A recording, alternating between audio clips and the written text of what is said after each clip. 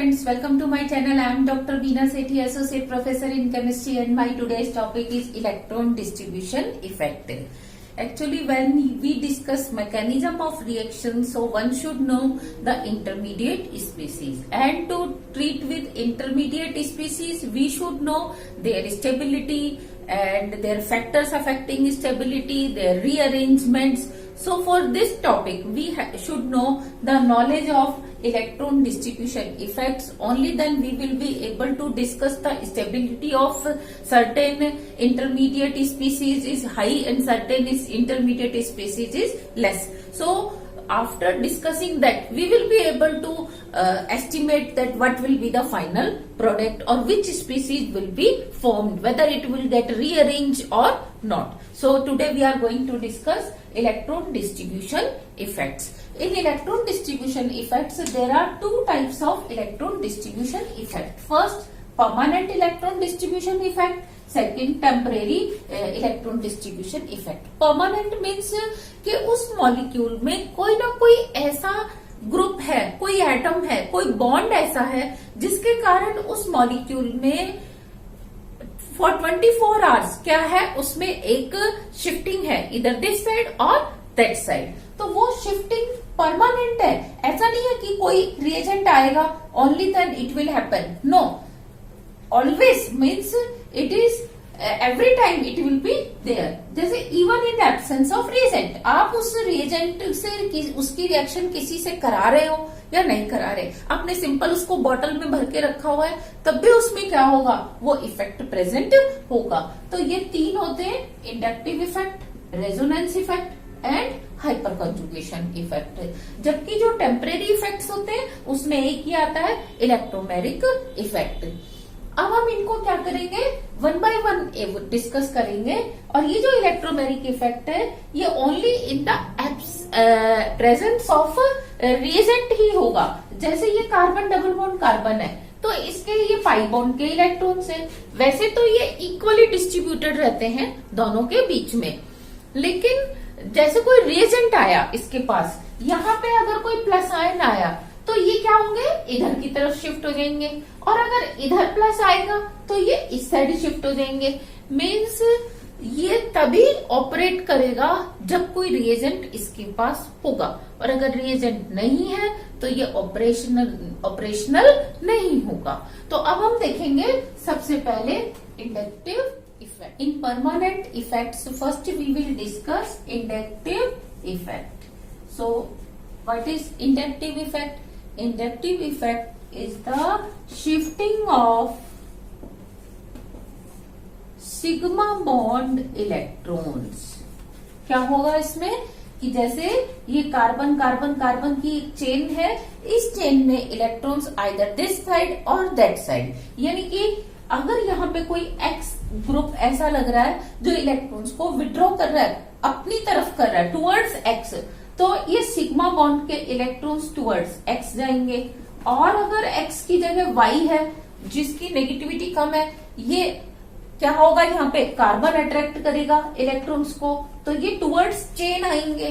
तो इस तरीके से हम क्या देखते हैं कि इंडक्टिव इफेक्ट में जो इलेक्ट्रॉन्स शिफ्ट होते हैं, एक तो परमानेंटली होते हैं, दूसरा कौन से बॉन्ड के इलेक्ट्रॉन शिफ्ट होते हैं, सिग्मा बॉन्ड के इलेक्ट्रॉन्स शिफ्ट होते हैं. देखो, परमानेंट होगा और कौन से बॉन्ड के इलेक्ट्रॉन्स शिफ्ट होंगे इसमें, सिग्मा बॉन्ड के इलेक्ट्रॉन्स. इसमें पाई बॉन्ड के इलेक्ट्रॉन्स का कोई रोल नहीं होता. और क्योंकि ये एटम एक्स जो इससे जुड़ा है या वाई इससे जो अटैच्ड है, ये क्या है, परमानेंटली है. ऐसा तो है नहीं कि मॉर्निंग में है, इवनिंग में नहीं है, आज है तो कल नहीं है, क्योंकि ये हमेशा इसी के अंदर रहता है. इसीलिए इसके जो इलेक्ट्रॉन्स हैं, इस ग्रुप की एब्सेंस में अगर ये इस तरीके से इवनली डिस्ट्रीब्यूटेड थे, तो इनकी प्रेजेंस में क्या होते हैं, ये परमानेंटली थोड़े से टुवर्ड्स एक्स या फिर टुवर्ड्स चेन इस तरफ शिफ्ट हो जाते हैं. तो इसको हम क्या बोलते हैं, इंडक्टिव इफेक्ट बोलते हैं. और ये रिलेटिव इन नेचर होता है. ऐसा नहीं है कि भाई हमेशा इतने परसेंट में ही इलेक्ट्रॉन शिफ्ट होंगे. जैसे ये एक्स है तो इस बॉन्ड के इलेक्ट्रॉन अगर ज्यादा शिफ्ट हो रहे हैं तो इस बॉन्ड के थोड़े से कम, इस बॉन्ड के और कम, जबकि ग्रुप वही है। जैसे जैसे डिस्टेंस बढ़ाते जा रहे हैं इसकी जो इंटेंसिटी है वो क्या होती जाती है, कम होती जाती है। तो हम क्या कहते हैं, ये रिलेटिव इन नेचर होता है। Next, no I effect between CH bond. हम C और H बॉन्ड के बीच में इलेक्ट्रॉन्स, हालांकि वो कार्बन की तरफ हल्के से शिफ्टेड है, लेकिन हम इसको कंसीडर नहीं करते हैं, हम इसको पढ़ते नहीं हैं। Next, arises due to difference in electron negativity. ये अगर X और Y की नेगेटिविटी बिल्कुल बराबर होती तो ये अराइज ही नहीं होता, लेकिन ये क्यों अराइज हो रहा है, क्योंकि इनकी नेगेटिविटी कार्बन की नेगेटिविटी से डिफरेंट है। तो it arises only then when an a heteroatom is attached to the chain, whether to the terminal position or in between somewhere। तो वो क्या करेगा, इलेक्ट्रॉन्स को इधर towards itself और away from itself क्या करता है, या तो अट्रैक्ट करता है या रिपेल करता है। इस तरीके से आई इफेक्ट की जो इंटेंसिटी है it decreases with distance of origin. अब देखो इसमें मैंने क्या किया था, एक्स टर्मिनल पोजीशन पे लगाया था, तो यहाँ पे प्लस आई इफेक्ट की इंटेंसिटी सबसे ज्यादा होगी, लेकिन जैसे जैसे हम इससे दूर जाएंगे इसकी इंटेंसिटी कम होती जाएगी। लेकिन अगर मैं इसको क्या करती, चेन के बीच में लगा देती, ऐसे यहाँ एक्स लगा देती, तो क्या होता, इसकी इंटेंसिटी सबसे ज्यादा इस कार्बन पे होती और ये इन दोनों से क्या करता, इलेक्ट्रॉन्स को टुवर्ड्स इटसेल्फ अट्रैक्ट करता अगर इसकी नेगेटिविटी ज्यादा है। लेकिन इन दोनों से भी करेगा, लेकिन कम अमाउंट में करेगा। तो as we increase the distance from origin क्या होता है, आई इफेक्ट की इंटेंसिटी कम होती जाती है। नेक्स्ट, फास्फोरस और हाइड्रोजन, क्योंकि दोनों की नेगेटिविटी इक्वल है, 2.1 2.1 दोनों की नेगेटिविटी, तो इनके बीच में 100% कोवेलेंट बॉन्ड बनता है। There is no I effect. Next, percentage of S character बढ़ने से क्या होता है, आई इफेक्ट की वैल्यू चेंज होती है। तो ये जो परसेंटेज ऑफ एक्स कैरेक्टर है कार्बन में, ये कैसे, किन किन चीजों पे डिपेंड करता है। फर्स्ट, जो बॉन्ड एंगल है वो क्या होता है, परसेंटेज ऑफ एस कैरेक्टर के हिसाब से चेंज होता है। कैसे, आप ध्यान दो कि जो sp3 हाइब्रिड कार्बन है उसमें एस कैरेक्टर और sp2 में और sp में हम जानते हैं एस कैरेक्टर जो है इसमें ओनली 25% है, इसमें कितने 33.33 और इसमें होते हैं 50%। तो क्योंकि इसमें 50% है तो जैसे जैसे एस कैरेक्टर इंक्रीज होता है बॉन्ड एंगल क्या होता है उतना ज्यादा होता जाता है। तो इसमें 109 120, इसमें कितना होता है 180 होता है। दूसरा, अगर हम नेगेटिविटी बात करें, इलेक्ट्रॉन नेगेटिविटी वो क्या होती है, प्लस चार्ज के साथ साथ इंक्रीज होती है। अगर कोई मेटल इससे अटैच्ड है लेकिन वो +5 स्टेट में है तो उसकी नेगेटिविटी क्या होगी, ज्यादा। किससे, +4 से, फिर +3 +2 +1। तो एक ही मेटल है लेकिन नेगेटिविटी इंक्रीज हो रही है उसके चार्ज के साथ साथ, तो जब उसका चार्ज इंक्रीज होगा तो आई इफेक्ट की वैल्यू भी क्या होगी, इंक्रीज होगी। Next, ring size. Ring size अगर 6 मेंबर्ड रिंग है, 5 मेंबर्ड है, 4 है, 3 है, तो हम क्या देखते हैं, ये जो 6 मेंबर्ड रिंग है और ये 5 और ये 4 और ये 3, तो हम देखेंगे इसका जो आई इफेक्ट है वो ज्यादा होगा इससे और इसका इससे। हम ऐसे भी समझ सकते हैं कि यहाँ पे कोई अगर इससे ग्रुप जुड़ा हुआ है तो यहाँ पे देखो नंबर ऑफ कार्बन बॉन्ड्स कितने हैं, ज्यादा है, जबकि यहाँ पे कम है, यहाँ पे और कम है, यहाँ पे और कम है। तो इसीलिए आई इफेक्ट की वैल्यू मेंबर्स के साथ साथ क्या होती है, डिक्रीज होती है। नेक्स्ट, हाइब्रिडाइजेशन के साथ साथ भी चेंज होती है। जैसे एक कार्बन एटम है लेकिन उसने क्या है sp3 हाइब्रिड स्टेट में, दूसरे में sp2, तीसरे में sp, तो इसकी नेगेटिविटी क्योंकि s कैरेक्टर चेंज हो रहे तो इसकी नेगेटिविटी हम देखते हैं। वैसे कार्बन की हम 2.5 पढ़ते हैं तो 2.5 नेगेटिविटी है, लेकिन sp2 की 2.7 0.2 यूनिट ज्यादा और sp की कितनी होती है 2.9 इसकी इलेक्ट्रॉन नेगेटिविटी होती है। इसके अलावा आपको क्या कर रहा है, कुछ एलिमेंट्स की नेगेटिविटी हमेशा याद रखनी है। Only then you will be able to solve questions based on electron negativity. तो तो उसमें हम नेगेटिविटी देखते हैं। हाइड्रोजन की है 2.1 और जब टॉप टू डाउन आते हैं तो नेगेटिविटी डिक्रीज होती है। Lithium 1.0, sodium 0.9, potassium 0.8 and rubidium 0.7। जब हम लेफ्ट टू राइट मूव करते हैं इन द सेम पीरियड तो नेगेटिविटी जो होती है इंक्रीज होती है। लेकिन उसका ट्रेंड क्या होता है कि सेकेंड पीरियड में, ये हमारा फर्स्ट पीरियड था, सेकेंड पीरियड में जो नेगेटिविटी है वो 0.5 यूनिट से इंक्रीज करती है। 1, 1.5, 2.0, 2.5, nitrogen is 3, oxygen is 3.5 and fluorine is 4। और जो थर्ड पीरियड है इसमें शुरू में 0.3 यूनिट से इंक्रीज करती है, फिर 0.4 और लास्ट में 0.5। तो देखो सोडियम की कितनी है 0.9, मैग्नीशियम 1.2, 1.5 और सिलिकॉन 1.8, फास्फोरस 2.1। तो अप टू फास्फोरस क्या है 0.3 यूनिट इंक्रीज करती है। लेकिन फास्फोरस से आगे सल्फर, सल्फर से क्लोरीन, तो सल्फर पे 0.4 इंक्रीज कर रही है 2.1 से 2.5 और क्लोरीन की 3.0 और ब्रोमीन की कितनी होती है 2.8, क्योंकि टॉप टू डाउन क्या हो रही है, टॉप अगर हम टॉप से डाउन आते हैं तो डिक्रीज होती है, तो 3, 2.8 और आयोडीन की कितनी होती है 2.6। यहाँ आपको ये याद रखना है कि अगर आपने इतने से एलिमेंट्स की याद रख ली तो बाकी के एलिमेंट्स की आप वैसे एस्टिमेट कर सकते हो कि भाई अगर हम इसके राइट साइड में जा रहे हैं तो नेचुरली ज्यादा होगी, अगर टॉप टू डाउन आ रहे हैं तो इंक्रीज होगी, नहीं तो ऑलमोस्ट क्या होगी कांस्टेंट होगी। तो क्योंकि जब हम थर्ड से फोर्थ से फिफ्थ आते हैं तो इतना ज्यादा वेरिएशन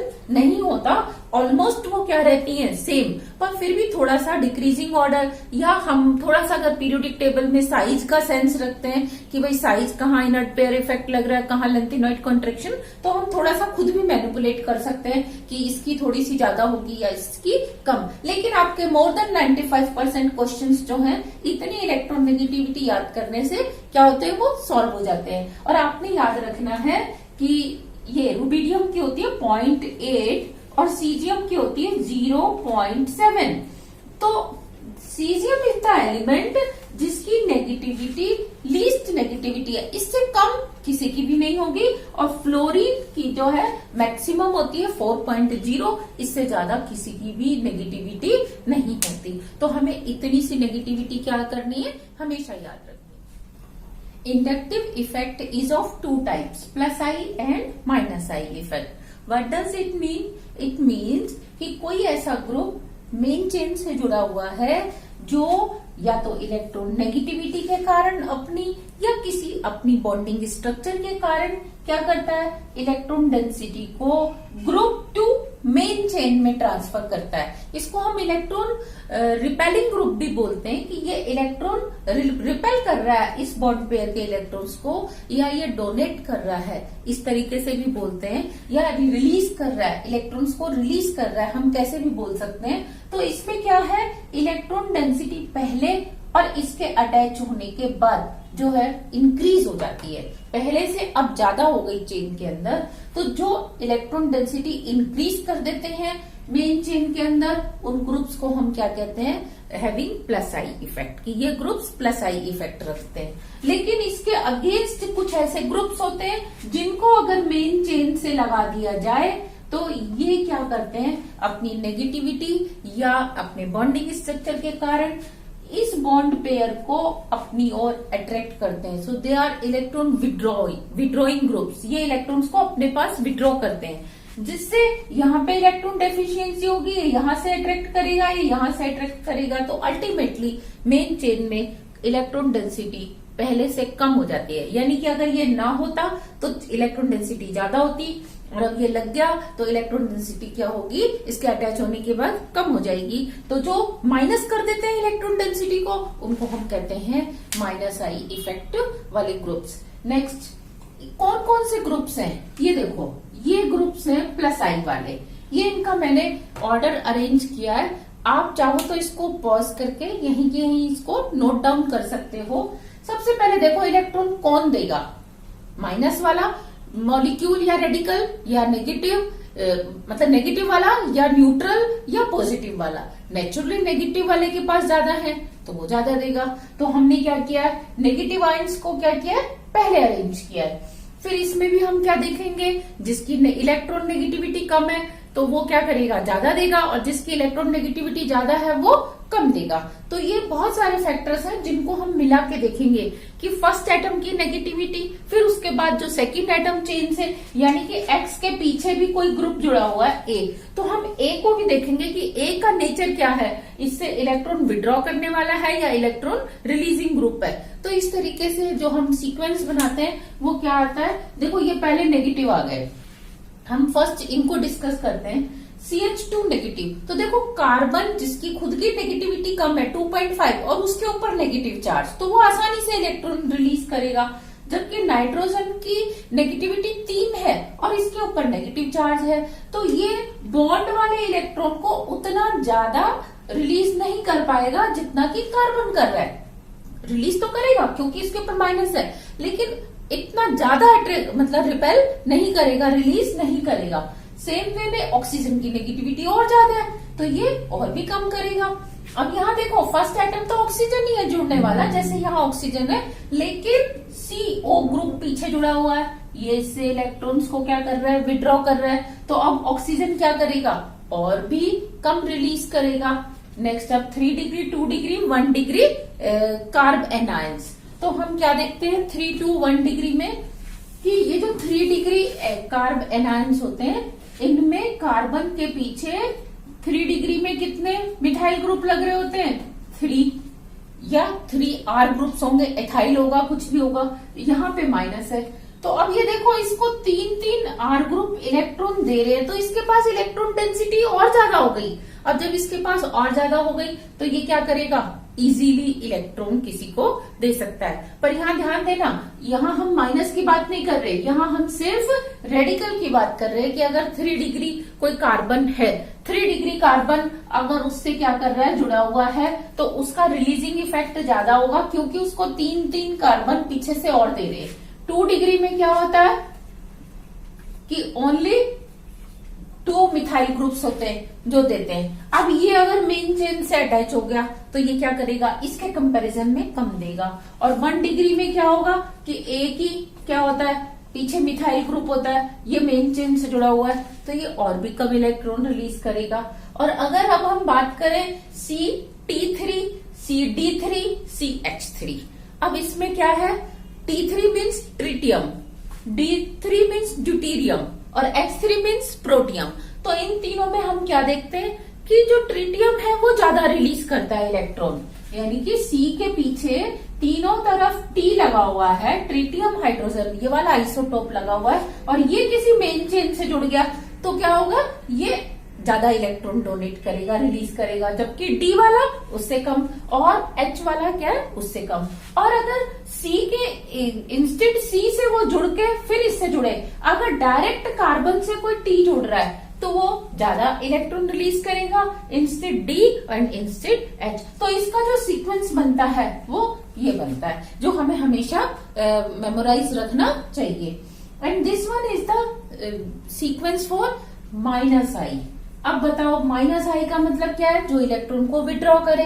अब इलेक्ट्रॉन को विड्रॉ करने के लिए पॉजिटिव वाले विड्रॉ करेंगे ज्यादा, न्यूट्रल वाले करेंगे या नेगेटिव वाले, तो नेचुरली पॉजिटिव वाले ज्यादा करेंगे। तो देखो ये मैंने पॉजिटिव वाले आयंस को आगे लिखा है, पहली बात। अब इसमें भी जिसकी नेगेटिविटी ज्यादा है फर्स्ट एटम की, वो ज्यादा अट्रैक्ट करेगा, या जिसकी नेगेटिविटी कम है, नेचुरली जिसकी नेगेटिविटी ज्यादा है। तो देखो यहाँ फर्स्ट एटम कौन है, ऑक्सीजन, यहाँ पे भी ऑक्सीजन है, लेकिन इसका सेकंड एटम कौन है, 2 फ्लोरीन। फ्लोरीन मतलब और ज्यादा इलेक्ट्रॉन नेगेटिविटी वाला, तो और ऊपर से प्लस है इसके अंदर, तो ये क्या करेगा, बहुत ज्यादा इलेक्ट्रॉन्स को विड्रॉ करेगा इंस्टेड OR2 के। पहले हम फर्स्ट एटम के ऊपर फोकस करते हैं कि मेन चेन से जो फर्स्ट एटम जुड़ा हुआ है उसकी नेगेटिविटी क्या है, उसके बाद हम किसकी नेगेटिविटी देखते हैं, सेकंड एटम की नेगेटिविटी देखते हैं। तो हमने यहाँ क्या देखा कि O की नेगेटिविटी ज्यादा है, इसलिए इन दोनों को हमने आगे रखा है कि इन, और प्लस चार्ज भी है इसलिए भी। पर इसके पीछे सेकंड एटम कौन है, फ्लोरीन, इसके पीछे R। अब यहाँ देखो O के बाद कौन है, N वाले दोनों ग्रुप्स रख दिए हमने तीनों। अब इसमें N के पीछे कौन है, F3, 3 फ्लोरीन, तो ये ज्यादा विड्रॉ करेंगे। फिर R3 और वो H तो उल्टा डोनेट करता है नाइट्रोजन को। नेक्स्ट, अब हमने देखा पॉजिटिव से हम किस पे आ गए, न्यूट्रल पे। न्यूट्रल में मैंने पहले नाइट्रोजन वाले को रखा है NO2, फिर किसको रखा है, कार्बन वाला। फर्स्ट एटम कार्बन है, तो अब इसमें NO2 वाला ज्यादा विड्रॉ करेगा किसके कंपैरिजन में, साइनो के कंपैरिजन में। अब साइनो से भी कम किसकी होती है, सल्फर की। सी से भी, हालांकि देखने में बराबर होती है, लेकिन क्योंकि दोनों की वैल्यू 2.5 लिखी जाती है, पर साइज किसका बड़ा है, सल्फर का, तो वो उतना ज्यादा अट्रैक्ट नहीं कर पाता इलेक्ट्रॉन्स को। तो यहाँ हम क्या देखेंगे कि उसके बाद S वाले ग्रुप्स आ गए, SO2R, फिर हमने देखा CHO। अब यहाँ ध्यान दो कि इसके पीछे SO2OR में भी ये स्ट्रक्चर होता है SO2R, कि सल्फर के पीछे डबल बॉन्ड ऑक्सीजन है। यहाँ कार्बन के अंदर देखो डबल बॉन्ड ऑक्सीजन है, अगर मैं इसको ऐसे लिखूं तो अब इस कार्बन में हम क्या देखेंगे कि ये दो बॉन्ड इसके पीछे से इलेक्ट्रॉन को विड्रॉ कर रहे हैं, जबकि एक साइड से हाइड्रोजन क्या कर रहा है, इसको रिलीज कर रहा है, और यहाँ दोनों R क्या कर रहे हैं, रिलीज कर रहे हैं। तो इसीलिए इसका जो इफेक्ट होगा वो कम होगा, इसका विड्रॉ करने का इफेक्ट क्या होगा, ज्यादा, और इसका और ज्यादा, क्योंकि इसके पीछे डबल बॉन्ड ऑक्सीजन भी, एक ऑक्सीजन और भी है। नेक्स्ट, यहाँ देखो COOH। अब इसको मैंने पीछे क्यों लिखा है, क्योंकि जो कार्बन के साथ डबल बॉन्ड ऑक्सीजन है, ये तो विड्रॉ करने का काम कर रहा है, लेकिन ये अपना लॉन पेयर किसको दे देता है, कार्बन को, तो इसलिए इसकी जो पावर है वो क्या हो जाती है, और कम। अब देखो सारे ऐसे एटम या ग्रुप्स जो कि सिंगल हैं, उसमें फ्लोरीन की नेगेटिविटी ज्यादा है, क्लोरीन से, ब्रोमीन से और फिर आयोडीन से।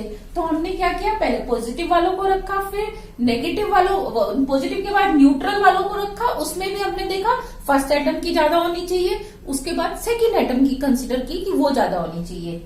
नेक्स्ट हम क्या देखते हैं, हेलोजेंस के बाद OR, कि उसमें वो हेलोजेंस है, उसके बाद OR को हमने क्यों रखा इधर, बीच में क्यों नहीं रखा, क्योंकि ऑक्सीजन के पीछे R ग्रुप लग रहा है जो इलेक्ट्रॉन रिलीज कर रहा है, तो ऑक्सीजन उतने अमाउंट में विड्रॉ नहीं करेगा। यहाँ क्या कर रहा है, हाइड्रोजन की नेगेटिविटी तो और भी कम है, कार्बन की R में, अगर कार्बन है उसकी 2.5 है, वो ऑक्सीजन को दे रहा है, तो हाइड्रोजन की तो 2.1 है, वो और भी ज्यादा देगा, तो इसका मतलब ये वाला ऑक्सीजन कम विड्रॉ करेगा। Next, carbon triple bond carbon, तो यहाँ पे देखो इलेक्ट्रॉन डेंसिटी क्या है, इसके पास ज्यादा है, तो ये विड्रॉ क्या करेगा, ज्यादा करेगा या कम करेगा, क्योंकि यहाँ पे कार्बन क्या है, sp हाइब्रिड है, इसमें s करेक्टर ज्यादा है, इसलिए इस कार्बन की नेगेटिविटी क्या होती है, sp2 वाले हाइब्रिड कार्बन से ज्यादा होती है। तो हमने यहाँ पे क्या लिख दिया इसको, लेकिन बेंजीन को हमने, फिनाइल ग्रुप को हमने बीच में क्यों लिखा, क्योंकि पीछे जो और कार्बन लग रहे हैं, ये कार्बन तो भले ही sp2 है, लेकिन इसके पीछे भी क्या है, sp2 वाले कई हैं, वो विड्रॉ कर रहे हैं, जबकि यहाँ sp2 के पीछे क्या है, एक ही sp2 हाइब्रिड कार्बन है। तो इसीलिए हम क्या देखते हैं, फिनाइल ग्रुप ज्यादा विड्रॉ करता है, किसके कंपैरिजन में, इथिनाइल ग्रुप, इसको विनाइल ग्रुप भी बोलते हैं, इथिनाइल भी बोलते हैं, और लास्ट में कौन सा आता है, हाइड्रोजन। तो इस तरीके से हमें क्या करना पड़ता है, पहले प्लस आई और माइनस आई इफेक्ट जो ग्रुप्स जनरेट करते हैं, उन ग्रुप्स का सीक्वेंस हमें समझना चाहिए। रटने से भी ज्यादा जरूरी है कि हमें इसको अंडरस्टैंड करना चाहिए, कि हम पहले देखें वो पॉजिटिव है कि नेगेटिव, फिर हम देखें कि फर्स्ट एटम की नेगेटिविटी क्या है, फिर हम देखें सेकंड एटम, और वो सेकंड एटम है तो वो कितने बॉन्ड से जुड़ा हुआ है, फिर उसका सेकंड एटम कहीं देने वाला तो नहीं है इलेक्ट्रॉन। तो हम इन सारे फैक्टर्स को देख के ये ग्रुप आता है। तो आई विल रिक्वेस्ट यू कि आप पहले पॉज करके इसको एक बार क्या करिए, नोट डाउन कर लीजिए, then we will see applications of inductive effect. These are few important questions regarding plus I and minus I effect.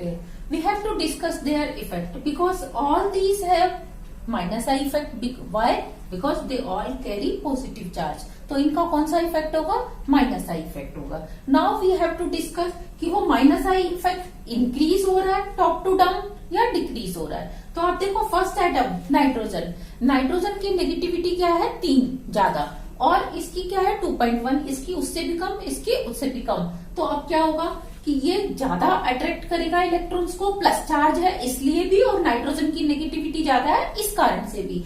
तो टॉप टू डाउन आने पे जो माइनस आई इफेक्ट है वो क्या होगा, डिक्रीज होगा। ओके, नेक्स्ट इस तरह से अगर हम इस ग्रुप पे बात करें तो क्योंकि पीछे के जो ग्रुप्स हैं वो तो सब में सेम है हाइड्रोजन, लेकिन नाइट्रोजन की नेगेटिविटी ज्यादा है, ऊपर से प्लस चार्ज भी है, तो हम क्या देखेंगे कि टॉप टू डाउन आने पर जो माइनस आई इफेक्ट है वो क्या होगा, डिक्रीज होगा। सेम वे में ऑक्सीजन, सल्फर, सेलेनियम, टेलुरियम, क्योंकि एक ही ग्रुप के एलिमेंट्स हैं तो और पीछे जो ग्रुप्स लग रहे हैं वो भी कॉमन है, तो प्लस चार्ज के कारण क्या होगा, ये माइनस आई इफेक्ट रखेंगे और नेगेटिविटी 3.5, 2.5 और इनकी उससे भी कम। तो हम क्या देखेंगे कि नेगेटिविटी ऊपर से नीचे डिक्रीज हो रही है, तो ये जितना एफिशिएंटली विड्रॉ करेगा इलेक्ट्रॉन्स को ये नहीं कर पाएंगे, तो टॉप टू डाउन आने पर माइनस आई इफेक्ट जो है वो डिक्रीज होगा। सेम वे में यहाँ पे भी क्या होता है, माइनस आई इफेक्ट डिक्रीज होता है। अब हमें इन दोनों में कंपेयर करना है कि ये NR3 है, ये NH3 है, PR3 ये PH3, इस तरह से इनमें से इन दोनों में से कौन ज्यादा होगा। तो हम क्या देखते हैं कि नाइट्रोजन का साइज बहुत छोटा होता है क्योंकि इसके पास d ऑर्बिटल नहीं होते और ये 3 R ग्रुप को अकोमोडेट करे और एक मेन चेन से लग जाए, तो हम क्या देखते हैं कि तीनों R ग्रुप क्योंकि बल्की ग्रुप होते हैं, इनमें रिपल्शन होता है, तो इंस्टेड ऑफ sp3 हाइब्रिडाइजेशन ये किस में कन्वर्ट होने लग जाता है, sp2 में, क्योंकि दूर होने लग जाते हैं एक दूसरे से, इस तरह से झुके हुए ना रह के, पास पास ना रहकर ये ऐसे हो जाते हैं प्लेनर। प्लेनर होने से sp2 करेक्टर ज्यादा आ जाते हैं, जब sp2 करेक्टर ज्यादा आ जाते हैं तो अब s के परसेंटेज क्या हो जाएगी, इंक्रीज हो जाएगी। और जब नाइट्रोजन में s करेक्टर ज्यादा हो जाएंगे तो इसकी नेगेटिविटी अब ज्यादा हो जाएगी, क्योंकि s करेक्टर के साथ नेगेटिविटी क्या होती है, इंक्रीज होती है। तो अगर हम NR3 और NH3 की माइनस आई वैल्यू को हम क्या करें, कंपेयर करें, तो हम क्या देखते हैं, NR3 में नाइट्रोजन में s करेक्टर ज्यादा है, इसीलिए ये जो है ज्यादा माइनस आई इफेक्ट रखेगा डोमिनेटिंग, जबकि इसका NH3 इफेक्ट उतना ज्यादा डोमिनेटिंग नहीं होगा। लेकिन अगर हम बाकी के केसेस को कंसीडर करें तो हम क्या देखते हैं कि बाकी एटम्स का साइज इनफ, मतलब बड़ा है, फास्फोरस का भी बड़ा है, आर्सेनिक का बड़ा है, एंटीमनी का बड़ा है, they can easily accommodate R। ये 3 R ग्रुप को, जैसे यहाँ पे मैं आर्सेनिक ले लूं तो वो अपने आप में इतना बड़ा ग्रुप है कि ये 3 R को इजीली अकोमोडेट कर सकता है, इसमें स्टेरिकल हिंड्रेंस नहीं होता।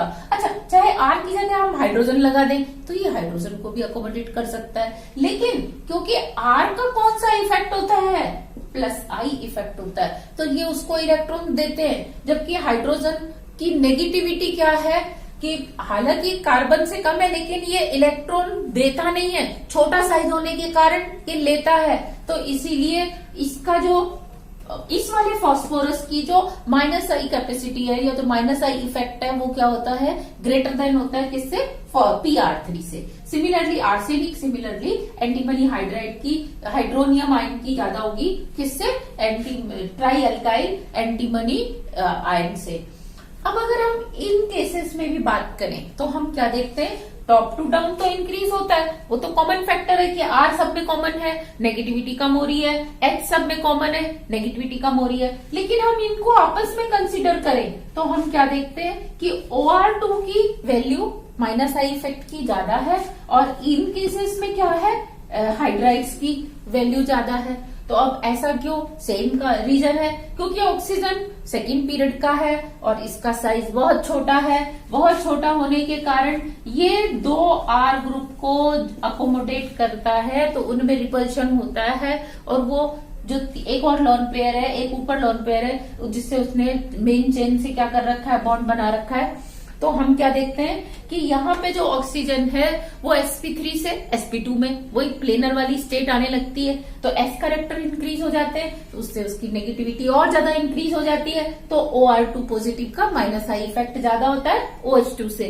जबकि इन केसेस में सबका साइज क्या है, ऑलमोस्ट बड़ा है, इतना बड़ा है कि वो आराम से 3 हाइड्रोजन या 3 एल्काइल ग्रुप्स को क्या कर सकते हैं, अकोमोडेट कर सकते हैं। तो इसमें फिर वही sp3 ही रहता है, s करेक्टर की परसेंटेज इंक्रीज या डिक्रीज नहीं होती।